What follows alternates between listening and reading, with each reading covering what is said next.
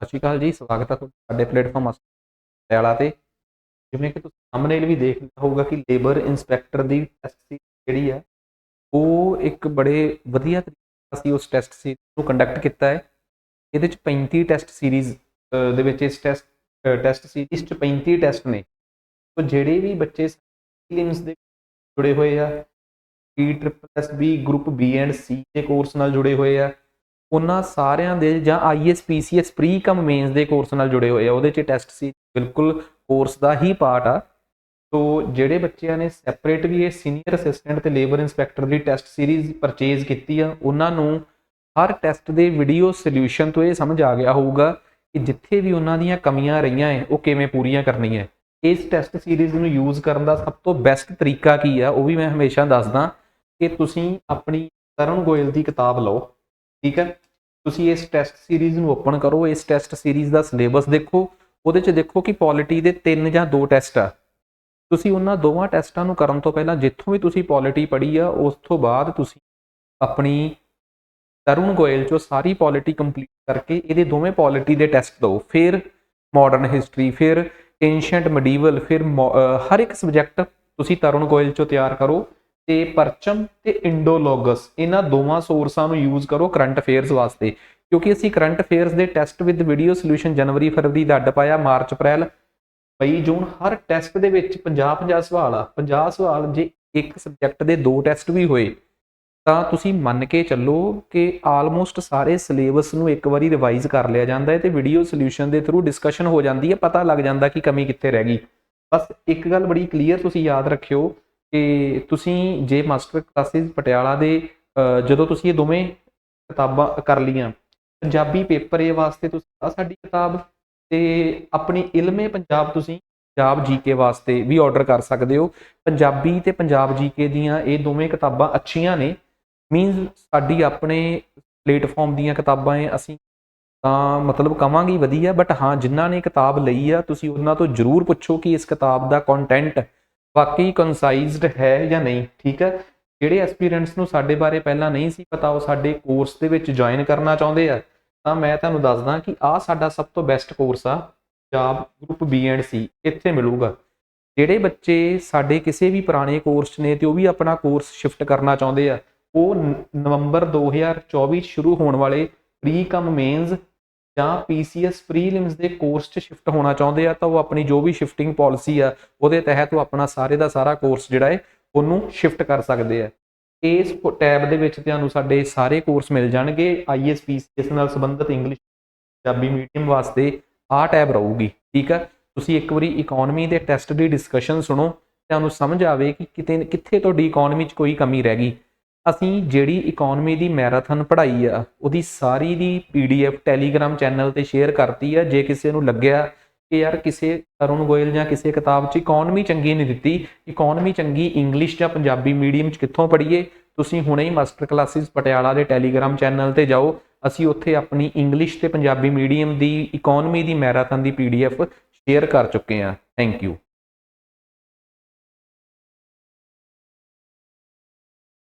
ਹਾਂਜੀ, ਸੋ ਸਟਾਰਟ ਕਰਦੇ ਹਾਂ ਆਪਾਂ ਆਪਣਾ ਇਕੋਨਮੀ ਦਾ ਟੈਸਟ। ਠੀਕ ਹੈ, ਸੋ ਸਭ ਤੋਂ ਪਹਿਲਾ ਕੁਐਸਚਨ ਇਹ ਹੈ ਕਿ ਜਦੋਂ ਅਸੀਂ ਭਾਰਤ ਦੀ ਸਕਲ ਘਰੇਲੂ ਉਤਪਾਦ ਯਾਨੀ ਕਿ GDP ਨੂੰ ਦੇਖੀਏ, ਪਰਚੇਸਿੰਗ ਪਾਵਰ ਪੈਰਿਟੀ ਤੇ ਭਾਵ ਖਰੀਦ ਸ਼ਕਤੀ ਦੀ ਸਮਰੱਥਾ ਤੇ ਆਧਾਰਿਤ ਦੇਖੀਏ, ਤਾਂ ਭਾਰਤ ਦਾ GDP 'ਚ ਰੈਂਕ ਕਿੰਨਾ ਹੈ। ਦੇਖੋ, 2 ਤਰੀਕੇ ਨਾਲ ਹੁੰਦਾ ਹੈ।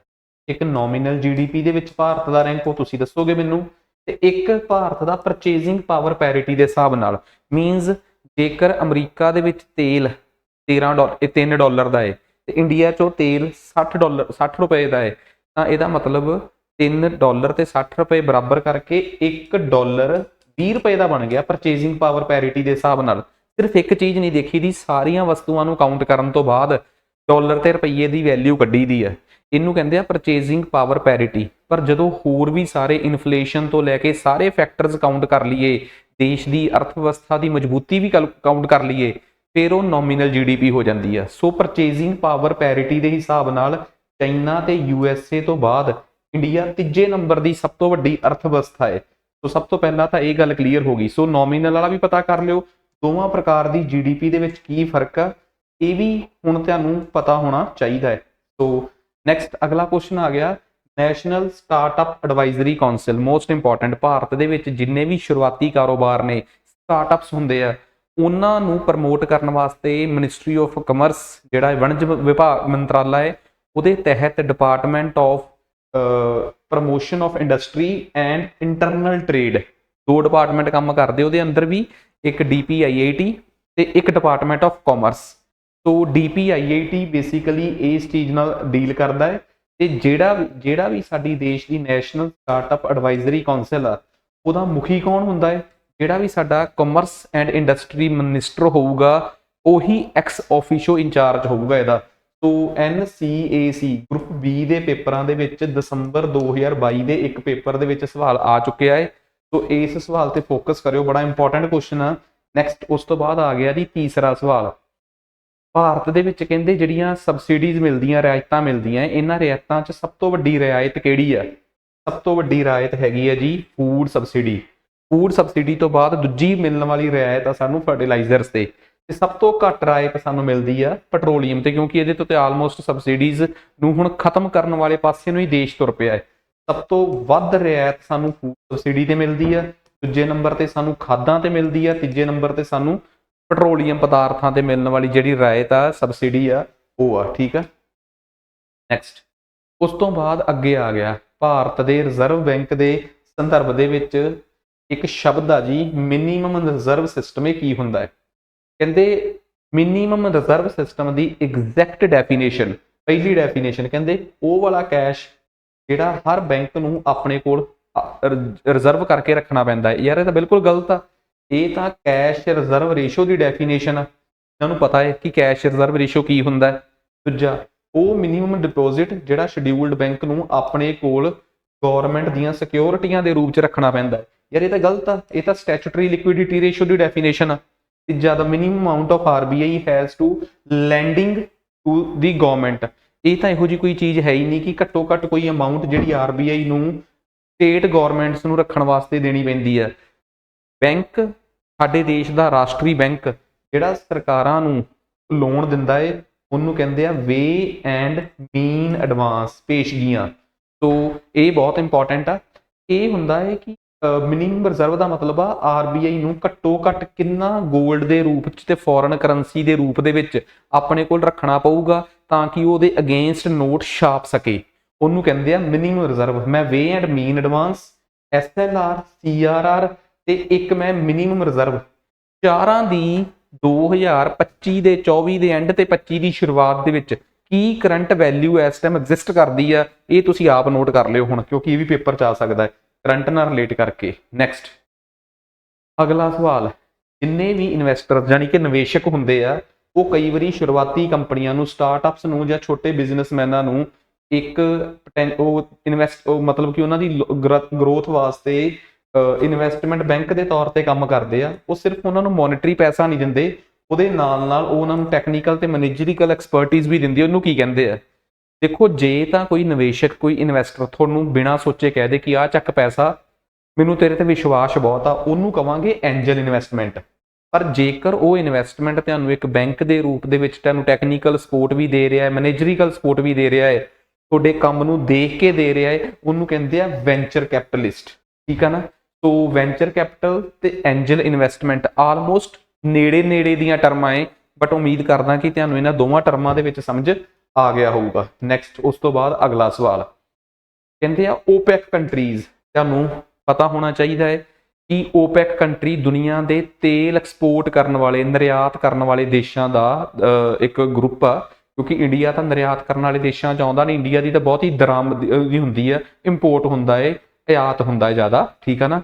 ਸੋ ਐਕਸਪੋਰਟ ਨਿਰਯਾਤ ਕਰਨ ਵਾਲੇ ਦੇਸ਼ਾਂ ਦਾ ਇੱਕ ਸਮੂਹ ਆ ਜਿਹਦਾ ਹੁਣ ਹੈੱਡਕੁਆਟਰ ਵੀਨਾ 'ਚ ਆ। ਕਮੈਂਟ ਕਰਕੇ ਦੱਸੋ ਕਿ ਪਹਿਲਾਂ ਇਹਦਾ ਹੈੱਡਕੁਆਟਰ ਕਿਹੜੇ ਦੇਸ਼ 'ਚ ਸੀਗਾ, ਕਿਹੜੇ ਸ਼ਹਿਰ 'ਚ ਸੀ? ਸ਼ਹਿਰ ਹੀ ਬੜਾ ਮਸ਼ਹੂਰ ਆ ਇਸ ਟਾਈਮ। ਪਿੱਛੇ ਜੇ ਅੰਗੋਲਾ ਜਿਹੜਾ ਸੀਗਾ, ਉਹਨੇ ਇਹਦਾ ਆਪਣੇ ਆਪ ਨੂੰ ਇਹਦੇ 'ਚੋਂ ਵਿਡਰੋ ਕਰ ਲਿਆ ਐਕਸਪੋਰਟ। ਤੇ ਇੱਕ ਗੱਲ ਹੋਰ, OPEC ਬਹੁਤ ਇੰਪੋਰਟੈਂਟ ਆ, ਇਹਦੇ ਬਾਰੇ ਤਾਂ ਰੱਟਾ ਮਾਰ ਲਿਓ ਕਿ ਕਦੋਂ ਬਣਿਆ ਸੀ, ਪਹਿਲਾਂ ਇਹਦਾ ਹੈੱਡਕੁਆਟਰ ਕਿੱਥੇ ਸੀ, ਹੁਣ ਇਹਦਾ ਹੈੱਡਕੁਆਟਰ ਕਿਹੜਾ ਹੈ, ਕਿੰਨੇ ਮੈਂਬਰ ਆ, ਤੇ ਲਾਸਟ ਮੈਂਬਰ ਜਿਹੜਾ ਇਹਦੇ 'ਚ ਐਡ ਹੋਇਆ ਉਹ ਕਿਹੜਾ ਹੈ।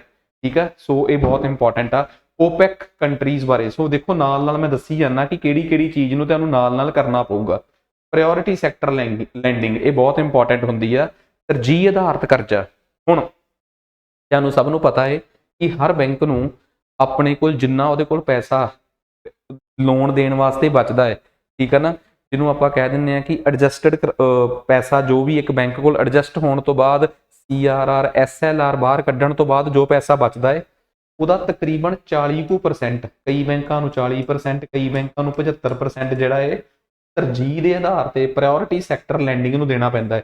ਜਿਸ 'ਚ ਖੇਤੀਬਾੜੀ, MSME ਖੇਤਰ, ਹੋਰ ਕਈ ਸੈਕਟਰ ਹੁੰਦੇ ਆ। ਇਹਨਾਂ 'ਚੋਂ ਜਿਹੜੇ ਸ਼ਡਿਊਲਡ ਬੈਂਕ ਨੇ ਇਹ 40%, ਸਮਾਲ ਫਾਈਨਾਂਸ ਬੈਂਕ ਜਿਹੜੇ ਆ ਇਹਨਾਂ ਨੂੰ 75%, ਜਿਹੜੇ ਰੀਜਨਲ ਬੈਂਕ ਆ ਇਹਨਾਂ ਨੂੰ 75%, ਪੇਮੈਂਟ ਬੈਂਕ ਨੂੰ ਦੇਣਾ ਹੀ ਨਹੀਂ ਪੈਂਦਾ ਕਿਉਂਕਿ ਪੇਮੈਂਟ ਬੈਂਕ ਵਾਲਿਆਂ ਵਿਚਾਰੇ ਤਾਂ ਕਿਸੇ ਤੋਂ ਪੈਸੇ ਫੜਦੇ ਹੀ ਨਹੀਂ 1 ਲੱਖ ਤੋਂ ਵੱਧ, ਠੀਕ ਆ, ਜਿੰਨਾ ਫੜਦੇ ਉਹ ਸਾਰੇ ਦਾ ਸਾਰਾ ਗਵਰਨਮੈਂਟ ਸਿਕਿਉਰਿਟੀਜ਼ ਲਾਉਣਾ ਪੈਂਦਾ ਹੈ। ਇਹਨਾਂ ਵਾਸਤੇ ਕੋਈ ਟਾਰਗੇਟ ਨਹੀਂ ਕਿ ਤੁਸੀਂ ਤਰਜੀਹ ਆਧਾਰਿਤ ਕਰਜ਼ਾ ਦੇਣਾ ਹੈ ਕਿ ਨਹੀਂ, ਪ੍ਰਾਇੋਰਟੀ ਬੇਸਿਸ ਤੇ ਕਰਜ਼ਾ ਦੇਣਾ ਹੈ ਕਿ ਨਹੀਂ।